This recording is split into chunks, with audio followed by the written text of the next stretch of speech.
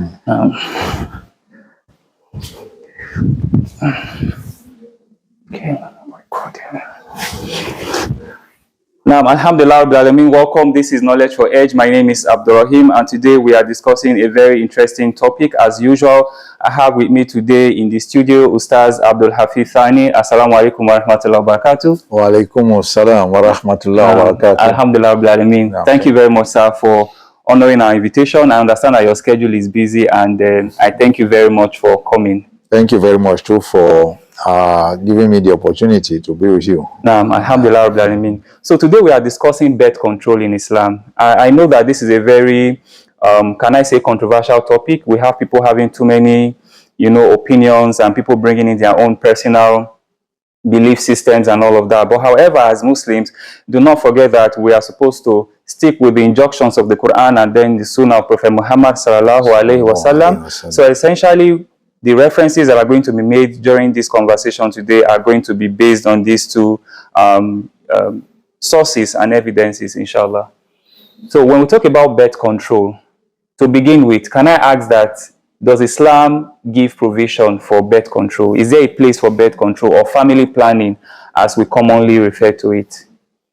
Oh, alhamdulillah, we give praise to Allah, the Lord of the worlds, and we beseech for Allah's peace and blessings upon the noble Prophet Muhammad sallallahu alaihi wasallam. I bear witness there is no God that has the right to be worshipped except Allah alone, and I bear witness that Muhammad sallallahu alaihi wasallam is Allah's servant and messenger. Now, the question of birth control or family planning, as it is, of course, we know that this is something that is variously defined in different communities, different settings. Now, so what means birth control, family planning to us in Islam may not be what means birth control and family planning to the outsiders, I mean the non-Muslims. So, but the important point is this: Islam advocates the protection and maintenance of life. Protection and maintenance of life. And Islam equally advocates that community is to continue to be built. We have to continue to build community, a healthy community and a progressive community. We're talking about, you're talking about more population, people, the number of people increasing. And the natural way, of course, by which the number of people are increased is by birth. Now, Islam has put measure in place. One measure of birth control in Islam is the prohibition of fornication and adultery, so that nobody should get pregnant out of wedlock. Nobody should be pregnant without a legitimate marriage having been conducted between the male and the female. Now, this is, on one hand, is a way of controlling the population. On another hand, is a way of developing a responsible population. Responsible population in the sense that Islam pays attention to human dignity. Human dignity is, is a concept. It's a concept arising from what I feel about myself and what others think about me. One of the greatest injury that you can do to somebody is to birth them into life without a legitimate father. They grow up and you are saying, how did it happen? How did you come to life? Where the mother was reckless or the father was reckless. That is how it shouldn't be by accident. There has to be a responsible commitment to coming to live together as husband and wife before we'll give birth to children, because that equally guarantees that those who have given birth to children should take care of them.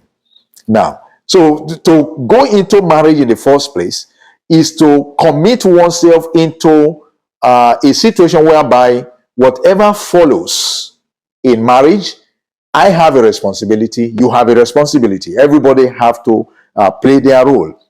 So this way, Islam makes provision for birth control. That is, not giving birth to children irresponsibly. Now, then coming to legitimate marriage, then applying birth control in a legitimate marriage system. Now, this one is, it's left to individual to an extent, and then the individuals are provided with what I can call restrictions. Okay. Yes. So it's not like you have all the freedom to do what you like. You are free to do what you like, but there is a limit to what you can do. Yes, there are guidelines on how you go about that. For example, it's not in Islam that a person should say, this is the number of children I want to have. This is not from what the individual is allowed to just make his own decision about it. But that happens a lot these days. You have a lot of young people who are going into nikah and they have this proper conversation. The brother and his sister come together and say, let's talk about the number of children we are going to have. Yes, this is not supposed to be from what they make their responsibility. It's not your responsibility to determine how many children you want to have. Now, the assumption is that if we say this, it means that they should give birth to children recklessly, not minding how they are going to grow, how to care for them. No, this is not the meaning of this. It's a basic principle in Islam that Allah subhanahu wa ta'ala is the one who gives children. That is true. Now, and when we seek children, of course, through marriage, we do that by engaging in intimacy with one another in marriage. Intimacy definitely is going to come with children. Now, in the time of the Prophet sallallahu alaihi wasallam, something that is connected with people having children that you can fall on to say, okay, birth control has allowance to some extent in Islam is the concept of al-azl. The concept of al-azl is to say that the man and the woman, when they are in the intercourse, at the point of ejaculation, the man will not ejaculate inside the woman. You ejaculate outside to prevent pregnancy, if Allah wills, from occurring. Then the Prophet ﷺ himself now made remarks about this azl. The remarks are, on one hand, the Prophet ﷺ says, even if you make the ejaculation on a rock, if Allah wants to bring out a child from that, He will bring it out. The second remark is that the practice of withdrawal, which we call azl now, is the minor way of burying the child alive. Is the minor way of burying the child alive. Now, this is a subtle way of expressing disgust for the practice of al-azl. And when this kind of expression is made by the Prophet ﷺ, there are ways you classify the meaning. The classification of the meaning of this expression is that it means that it is disliked, makruh, not prohibited. Now, meaning that it is preferred you don't do it. But if you do it, you are not a sinner. Now, this is the implication. So then that's where the issue now comes in about, okay, for what reason would the companions want to do al-azl in the time of the Prophet ﷺ? If we now say that you cannot limit or determine the number of children that you want to have, how do we tie that with what the companions of Prophet ﷺ were doing? Was it that they were trying to prevent having more children after they have had some? Azl was mostly when the people had to have intimacy with the what you the ones you refer to as the what your right hand possess, ma malakat yaminuk, that is the slave that are with you, which Islam permits that you can sleep with your slaves now. So which is more or like the practice of concubine. Now, that's what is meant by this concept of concubine. Concubine is not for you to have women outside who are ordinarily women who are free women. No. Women who are at the level of slave, they are the one that become the concubines of those who own them. Now, so you could sleep with your concubine. Now, the problem now is the concubine having children. There is the human feeling of what's going to be the perception of that child if the child grows up, and how are you going to feel if you are going to be associated with the child that you have had, that this is your child from the slave girl, even though there was nothing wrong with that, but it was just a personal issue. Can we, the slaves were there, and so it was because of these that they asked the question, can we practice this? And they were given this this permission that yes, you can do al-hazl, but whereas it is better you don't do it.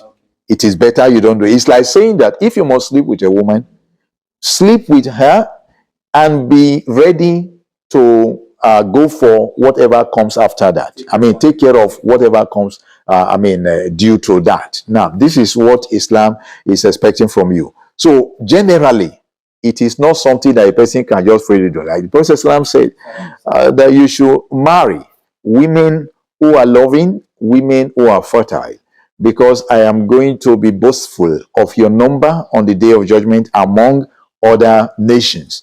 So there is no how that this can be implemented if the people take to birth control, limiting their birth. Then we said in the explanation that birth control, yeah, you are free. It's a personal matter, but guidelines. So the guidelines are about the Islamic value attached to life. Why will you take a life? The child that you want to give birth to is a life. Why will you take the life?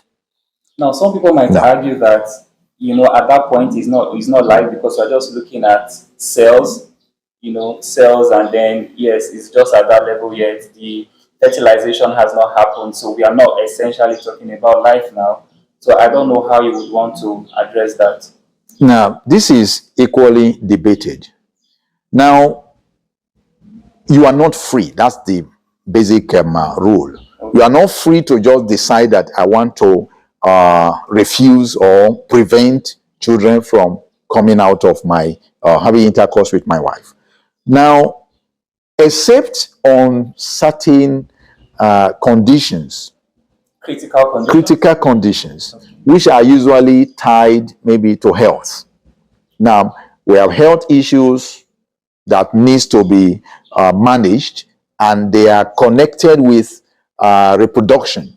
If a woman gives birth, this is going to happen, or she's endangering her life because this is what has been observed of her womb, or this is what have been observed of her blood pressure at time of birth. This is what has been observed of health challenges that she normally has, that these health challenges, they normally arise whenever she takes in, and all of that.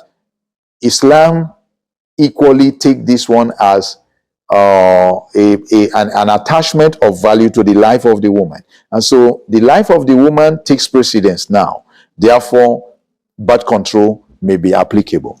Then in determining which of the birth control methods you want to employ, again, emphasis is laid on health and implication on the health of the user, health of the child, and health of the mother. In this case, especially the mother, that what you are going to use should not impact negatively on the health of the woman.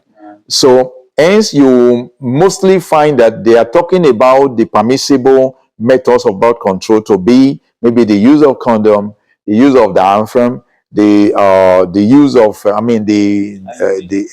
no, there is this procedure of arresting, so to say, the fallopian tubes that will not allow for the entrance of spermatozoa. Now, these measures that do not affect seriously the physiology, the health of the woman. This is the measures that are considered to be safe.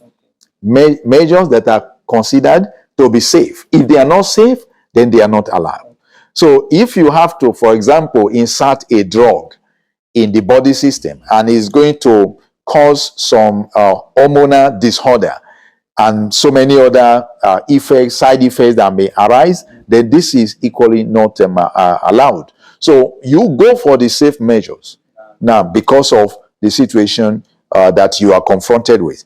Sometimes it could just be a matter of the woman feeling that I need some rest. Because the last one, it was a lot of hell for me. I can take, yes, but then with the understanding of the husband. So there has to be, in fact, the practice of Hazel requires that the woman should agree to this Hazel that we are going to do it. So the husband and the wife have to agree that we want to do this after establishing that we need it. We need it now. Okay, let me quickly mention what the ulama, drawing from the Quran and the Sunnah, warn against or emphasize about is, why do you want to do this birth control? It should not be the fear of poverty. It should not be the fear of, I'm going to feed them. Take care of them. Now, how do I feed them? But particularly feeding now, because this is coined from what Allah subhanahu wa ta'ala is saying in the verse in Surah Isra. Nahnu narzukuhum wa iyyakum. We provide for them as well as for you. We provide for them as well as for you. So, وَمَا مِن دَابَةٍ فِي الْأَرْضِ إِلَّا عَلَى اللَّهِ رِزْقُهَا. There is no creation on the earth except that it is upon Allah to provide for them. So Allah is the provider. Now, let it not be mistaken for saying that, okay, the man should give birth and leave them for Allah to provide for them. The man must work hard. The man must sit up to see that the children Allah has made him the vehicle for bringing them to this life. Then the duty that is on him to care for them, he does not fall back. He does not, fail to face the responsibility. Now, that's why if you want to get married, you know that you want to commit to a responsibility. So don't shy away from it. Now, let it be known. Allah, inna Allah yarzuqu yabsutu rizqa liman yasha'u wa yaqdir. Allah is the one that gives abundance, wealth to whom He wills. And for some, He restricts it, He limits it. How much you are going to have is already calculated by Allah. Why I'm bringing this in is, we cannot all be rich. And then the factors responsible for poverty in the life of some of the members of the society should not be blamed completely on the individuals. Let it be known that Allah is the one that provides. And so if a person is struggling but is not able to get as much as another is getting, then it should not be mocked. It should be understood that that's where Allah has provided for him up to. And then it is upon those who are wealthy to extend hand of generosity towards these persons. Because Allah is the one that made some people rich and some people poor. And why some people are rich is so that they can be grateful to Allah. From their gratitude to Allah is that they extend generosity to those who are less privileged.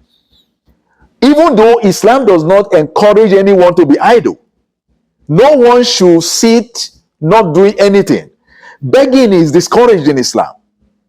So if you want to deal with the problem of poverty, do not try to do that by saying that people should stop giving birth to children. When you are doing that, you are in a, you are putting yourself in the space of wanting to conceive or believe that the individual is single-handedly responsible for whatever is happening in his life. It is not so. Allah is ultimately the decider of how the life of every individual will be. Whereas he has given injunction that everybody must work hard. Everybody must work hard. Then whatever we get, we take it as this is what Allah has provided for the person. This matter is what really stretching. If I live in, for example, a room, and then another person lives in 3-bedroom flat or a duplex apartment, let it be known that these are two different people Allah has created into life, who one of them should not be used to compare the other. But that comparison happens a lot in our society today. Yes, and I think it's part of the beginning of the problems that we have. Yes, it's wrong. It's wrong because you are pressurizing the one who is not able to to get as much as the other person is getting. And then if the person is not well groomed in the faith, the chances are that he may go above board. He may want to go extra mile to want to be like the other person. So you create, will I call it, artificial competition. Exactly. That is unnecessary. It's just unnecessary. If that man is a carpenter, let him do his carpentry. If that one is a mechanic, let him do his mechanic. What he is getting, let him understand that this is how much Allah has given him. Let him be contented. Let him try to spread it. So if the other man takes his child and puts the child in a private university, then this man should not be thinking that, oh, I am losing out. My child ought to be in a private university too, because after all, the public universities are always striking, strike out.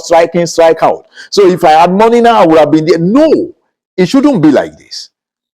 Even, as it applies to primary education, secondary education, you are pressurizing the people when you make it look like whoever does not go in the private lane, then the person is a failure to his family. No, he's not a failure. Let him operate at his level. We can only agitate or a kind of vehemently clamor that the government should be committed to the different social amenities they are meant to provide for the society. And then when they have made provision for this, let's make use of them. There are times that the government has made provision for some things, but because of the way the government has been viewed, as anything coming from government is more like a failure, everybody abandons it and thinks that we must go for what every other person is going for. So you over-pressurize ourselves. Seeking wealth is allowed in Islam. Ifa is advocated for, because if people don't have wealth, who will pay the zakah? But when we seek the wealth, we have to understand that it's Allah that grants it, that gives it. So don't go extra mile. Go extra mile means doing things that Allah has prohibited in order to make wealth. Somebody can go into Yahoo because he wants to live big. And he believes that my parents missed out of the basic enjoyment of life, and I shouldn't allow myself to go through same. And then you have cases of parents now supporting their children to go into the whole idea of Yahoo. That's internet fraud. Now, so they do internet fraud, they get money, they buy lands, they build homes, and so the parents believe that yes, now we are living. So they have not been living before. This is what must be fought out of our head. The reason for poverty is not the population.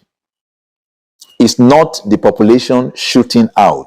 The reason for poverty is mostly as a result of every member of the community not living to their responsibility. Yes. Can you shed more light on that? Yeah, every member of the community not living to their responsibility. The responsibility that we owe ourselves. Firstly, the responsibility I owe myself as an individual is to be hardworking. Learn anything that is beneficial. Invest in yourself according to the resources available to you. Make do with the opportunities that are available to you to make ends meet. Be working. Then learn to understand that everything you do has to be legitimate. It has to be halal. It has to be permissible.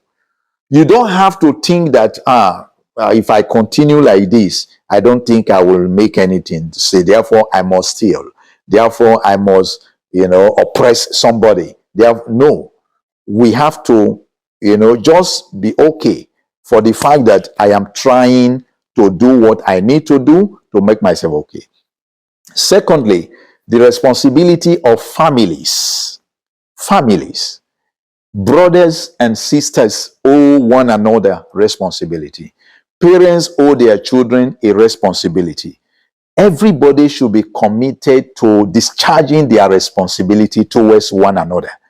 Now, somebody, the reason for the rich not wanting to part with some of his money for the poor is the fear that I will become poor. Exactly, there's going to be a depreciation. Now, so because of this, you don't. But Allah subhanahu wa ta'ala is saying that because this is faith. We are talking about Islam. We are not talking about rationalization. Now, Allah is saying that man alladhi yuqridu Allah qardan hasana yudha'ifuhu lahu. Who is he that will loan Allah a beautiful loan and Allah is going to multiply it for him? And the Prophet Islam is saying that giving does not cause the wealth to reduce. It actually causes it to multiply. And it's a common saying among the people, givers never lack. This is the truth. It's not how much you try to hold that, makes your richness, your wealth. No, it's actually your giving out. The reality of wealth is that you are happy and people around you are happy. You are not wealthy if you are the only one happy, but all of the people around you, they are just frowning. Those that are envious, those that are angry with you, they are all over. Angry, why? Not because you are rich and they are poor, but because they are not feeling the sign of your wealth around them. You will see the verses of the Quran. Allah will talk about those who you want to spend on. It will talk about spending on your family. It will talk about spending on your neighbor. Talk about spending on the poor. Talk about spending on people who are stranded in the street. It is a responsibility on everyone that if I am gifted by Allah with some wealth and there are some people who are in challenges, it's a responsibility on me to be concerned and to spend how much that I can to see that the people, survive whatever challenge that they are facing in life. A lot of, efforts are there in society today, which is commendable. These so-called, is it empowerment programs that they are doing? There are lots of them. They are in order. These are what you need to do. Somebody is having a challenge, maybe to pay school fees. You come in and help them to do this payment. Somebody is having a challenge. They have learned a trade. They are not able to set up something that they can do. You come in and you assisted them to get the machine for the job that they have learned. All of these are the normal way for the society to run. We must be responsible for one another. Then the government has their work to do. The government is in charge. And so they are to pave way for people to be able to make ends meet by virtue of the provision of the basic amenities that are needed. There should be good roads. There should be security. People want to farm, they should be able to go to farm. People want to do business, they should have, a secured, and a safe environment to do their business. This is what the government has to key into. Whatever it will cost to put security in place, the government has to do that. People's life, people's properties have to be safe. People's businesses have to be protected. Now, how do you imagine, for example, you say you have expatriates, you have foreign investors being scared of bringing in investment in your land. Why? Because of insecurity. That's a failure. Now, I may be in conflict to some extent, maybe with some of the international programs that are being done by some international groups. One of where I have a problem, we talked about controlling the population, yes, by way of responsible breeding, responsible birthing, yes, of children. Yes.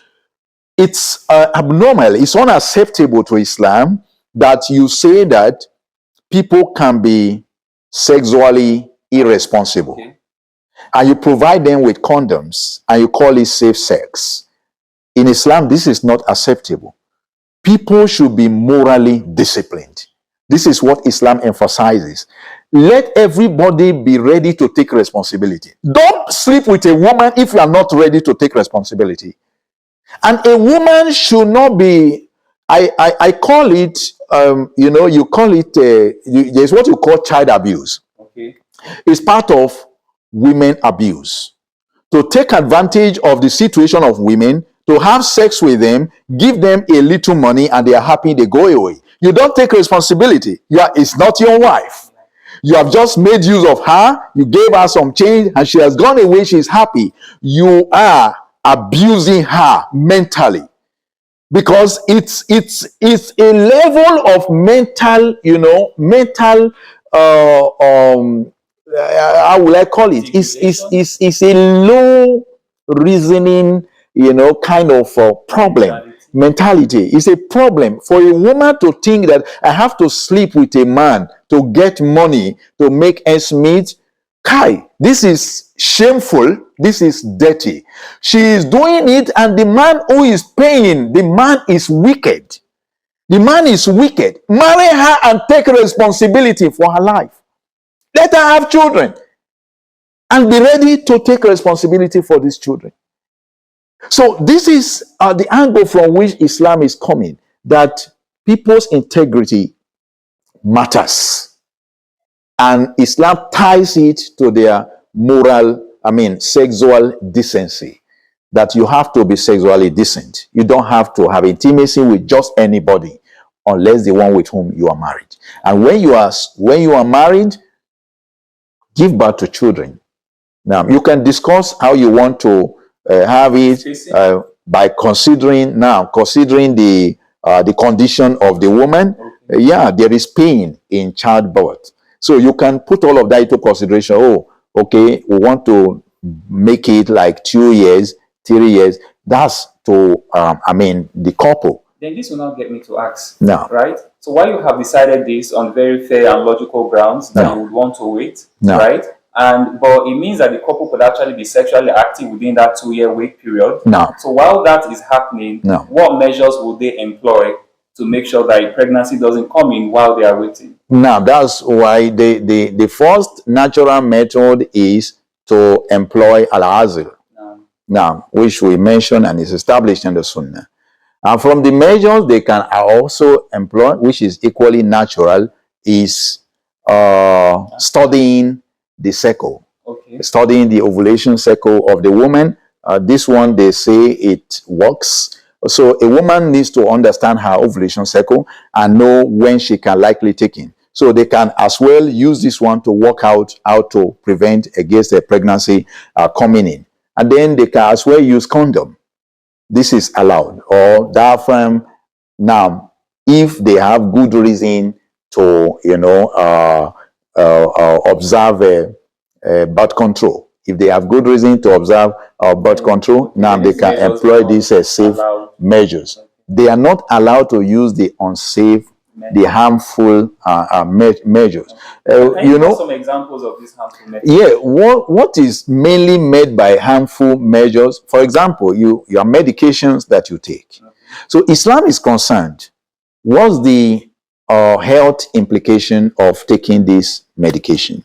If they have adverse negative health implication, then they are not allowed, because they are harming the individual. And Islam prevents harm by all means. Now, nobody should be harmed.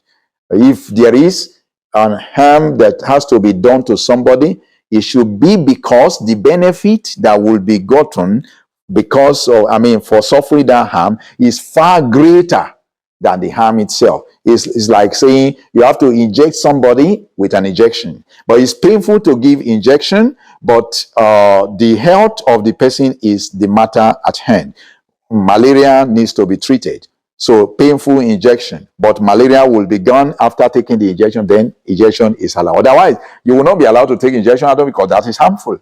Now, so Islam puts the benefit on one hand as a reason for allowing a person to suffer some pain, some harm, and the harm should not outweigh the benefit you are looking to gaining. So why will somebody now, for example, develop BP because of some contraceptives they have, consumed or that has been administered on them, and then he has to battle with that BP for life because they don't want to have children? No, Islam does not support this kind of way of harming oneself or harming anybody. Now, so these are just the measures. Then again, sorry, I also want to make a clarity. Talking about safe practices, when you were talking about some of the methods that can be used, you talked about, a surgical procedure, that the woman can do to prevent pregnancy. No. But we also know that Islam has certain rules and limitations when it comes to, assessing the body parts of the male as well as the female. And so to say, but I'm also looking at the direction of making certain kinds of permanent alteration to the body. Because that procedure, for example, essentially it's about cutting the pathway by which, semen can move within the woman to where, the eggs are to be fertilized. And that's more like a permanent procedure. Then there's also a similar procedure for the men as well, where they undergo surgery to prevent pregnancy permanently. So I don't know if you can shed some light on these practices. Now, they are prohibited to the extent of whether they are, or how do you call it? They are justifiable or they are not justifiable. Justifiable, there are health, issues for the man or for the woman. Okay. Why you want to do this? If for such a reason, yes, you could put a permanent stop to a woman. Surgery? Yes, okay. Yes, it can be done. But as long as it is established that there is the danger that the woman may have problem if maybe she has to conceive again. Now, for reasons like that, you can go to the highest length, so to say, that you can to prevent this problem. So for such cases, but for just because we don't want to have children again, no, it's prohibited. It's not allowed for you to put a stop to giving birth, having children, just because you feel we don't want to have children. This is not allowed. That's why I said it's left to you. It's also not left to you. There are freedom that you have. Then there are guidelines. There are restrictions. So you have to observe the restrictions. What Islam wants to plant in the mind of everybody is to understand that Allah is in charge. Allah is in charge. And so, do as much as you can to be responsible for whoever Allah has brought under your care. If you have challenges, use those challenges to say, oh, for this reason, I'm not going to. Challenges of health, importantly. not just the problem of there's no money. Economy is something Exactly. else Yeah. now, That's a and common conversation these days. it's not the way of Islam to emphasize. There are a lot of things that are not being done, and so economy should not be blamed. How many people are farming? You know, how the money you use to do some things, if it were to be pumped into agriculture, you may have had enough food. The money you are pumping, for example, I don't know how that may offend somebody, pumping into, for example, the entertainment industry. Do you ever sit down to imagine that some people can just, burn millions or billions just because there is a show?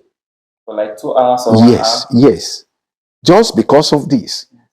And you at the same time complaining of poverty, you're complaining of overpopulation. No, the sensual tendency of the people is being left like loose. People don't want to control. I mean, they don't want to be restricted in how much pleasures they want to get in life. So the population control itself is just in order to maximize pleasure. So we want to have so much sex without children. Yes, it's just to maximize the pleasure that a woman will tell you, Kai, I've had 3, 4.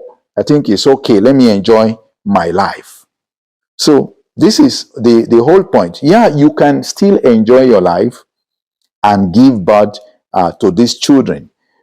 When we think about most of the time, for them, it's a function of how much work is involved, right? Because even aside the challenges of finance and resources, but taking care of these children, bringing them up morally and being there for them emotionally and otherwise, is also another concern that a lot of young parents are putting into consideration these days. And most likely, these are some of the factors that are driving them towards looking for, birth control options. The challenge of raising the children is a genuine challenge. Yes, it's a genuine one and a serious one for that matter. Yes, raising children is not just about feeding them, clothing them, and housing them. Very true. Having the time for them, seeing them growing, developing, learning what they are supposed to learn, putting them aright when it comes to moral uprightness and all of that. This is a lot of work. It's a lot of work. True. But this work has a way of doing itself. How? Yes. If you have taken care of your first children got to grow up to become adults, and they become participants in the raising of the younger ones. This is the natural way the family works. You can't continue to spend money on a child, primary, secondary, university, and the child has no way of complementing your effort in the house. Is it all the time, even up to the time that the child has become a university student, that the mother is still going to always be in the kitchen preparing the food for the first to the last of the children in the house? Everybody should be engaged. People should be assigned duties in the house. Yes, even adults, controlling them is a lot of problem because they have developed their own independent thinking. They are thinking of what they want to do in life. Yes, it's a big job. But if the job was started early enough, it makes it easy. Your children will understand that, oh, this is my father, this is my mother. Oh, they want this from me. Oh, there is this thing I can do to be of help to them. They will naturally key into filling some gaps. Now, okay, for example, a child has done some grades, levels in the education. Some of the books they have used, the younger ones can use them. Who says the senior ones cannot coach the younger children in some of the things they are being taught in school? But the job here is being made solely the job of the parents. When the children have grown up, they are more like, you have your life to live, take care of yourself. It's my duty to take care of you. No, it doesn't work like that. The children, as they grow up, are becoming adult. From the ways of training the children is to get them involved in the chores in the house as well.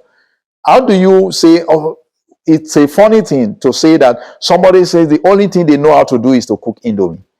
A girl is a shame for the parent. Yeah, sorry to say.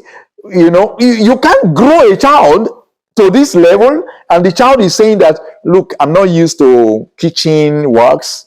A female, not used to kitchen works. What has the child been doing in the house? Even if your child is in the boarding school, when they come home for us, get them to do works in the house. Allah talked about the Prophet Ibrahim alayhi salam. He said, فَلَمَّا بَلَغَ مَعَهُ السَّعْيَ. When the child has grown up to the age of being helpful to the parent, then Allah showed him the vision that this child has to be slaughtered. The point I want to bring out from here is that there is the age that a child has grown to, that it should be of help to the parents. That can equally downs, the chunk of load on the parent. Yes. They will not do all the work, but they will do some of the works, and then your works are lessened. This is just a way of saying that the whole problem of the task of raising the children, yes, is real, but it has a natural way of addressing it. And you will not give birth to children all your life. Naturally, Allah has put menopause in place. There is a time that a woman will not give birth. If before this time she has not had any health challenges, warranty that some form of birth control measures should be implemented on her, she should give birth to her menopause. This is how it is. Okay, sometimes it used to be like a person will be free to do what they like, either to breastfeed the child or to give them a formula as an alternative. Yes. Today is the advocacy of the forerunners, yes, the forerunners of health, that breastfeed your child for a minimum of 6 months before administering any other thing on the child. It's natural. What Allah has created in place is for a purpose. Okay, so if Allah designed a woman's life to be that there is a time she gives birth, then there is a time that she will naturally stop. What is natural is that let her complete this life. Yes, until nature takes its course. Unless it is medically established that this is dangerous, then the extent to which it is dangerous should be measured, and then measures should be taken to ensure that the woman is not endangered. This is what Islam is just prove that this thing is needed. That's what Islam is saying. That if it is established that it is needed, then it should be done. But that a person should just for free thoughts, out of free thought, just come up to say, I want to have a single child. No more, no less. Or I want to have a male and a female. No more, no less. No, this is not from the ways of Islam. Allahu A'lam. Alhamdulillah, thank you very much, sir. As we wrap up, I'd like you to, for maybe like a minute, talk straight to the camera for people out there who are outrightly afraid, because of current economic realities, and everybody has resorted to implementing and wanting to do different birth control measures. So I wanted to talk to our viewers, for like a minute or 30 seconds, and more like encouraging them and telling them why they should submit wholeheartedly to Allah subhanahu wa ta'ala. Now, in brief, these matters we are talking about, they are matters of faith. So how a person is going to do depends on how they have grown their faith. So we emphasize that the people should learn Islam. learn Islam, ask questions when you are going to take your steps or your decision in anything you want to do in life. Because ultimately we are servants of Allah, and to Allah we are going to return. The reason we were created was to come and live a life of obeisance, obedience to Allah. So ask what is permitted and what is not permitted.